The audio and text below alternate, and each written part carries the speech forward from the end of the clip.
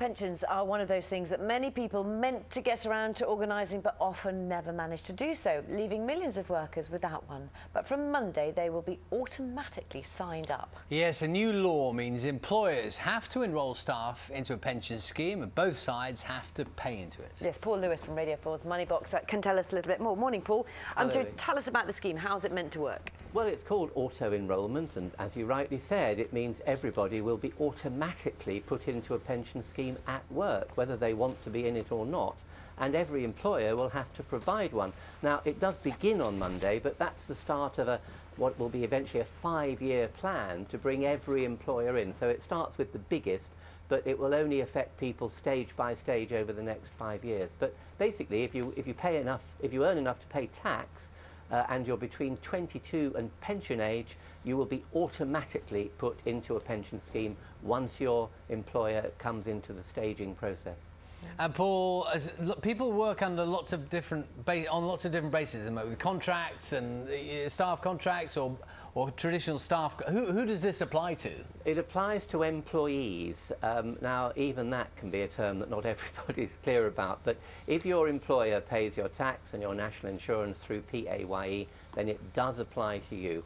And I should say, although you will automatically be enrolled, you will be able to come out of the scheme, but it will be a bit difficult to do. You'll have to tell the employer, tell the pension scheme, and even if you do that, you'll be automatically re-enrolled every 3 years or sooner if you change jobs. So the government hopes inertia will keep people in.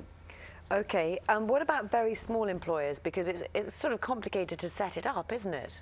Yes, it is, and it will affect very small employers, but they're right at the end of the staging process, so they've got a lot of warning of this. The very smallest won't come in for sort of the last year of the project, in 2017, 2018. But even if you've got one employee, one person that you pay to do work for you and you pay their tax and national insurance, you will have to do this. And also both sides pay in, as you said. At first it will be quite low, it'll be sort of 1% each side. I think the government's hoping no one will notice that amount, but after 2018 it will go up to 3% employer, 5% employee. People will begin to notice it then. Paul, we often hear from companies saying their pension pots, the money they have available for pensions, are hugely depleted. There are great holes in it. So if lots and lots of more people sign up to company pensions, does that exacerbate the problem? Well, it probably doesn't. No, those are the good schemes that good employers offer, and they don't maybe have enough to pay the pensions they've promised. These are a different kind of pension. You'll be saving up in your own little pension pot when you reach pension age. When you decide to retire, you just take that money or use it to buy a pension. So these are a different kind of pension. Some firms, though, who currently offer big schemes may sort of dumb down to these auto-enrolment schemes. OK, you will have more, won't you, on Moneybox, noon, Radio 4.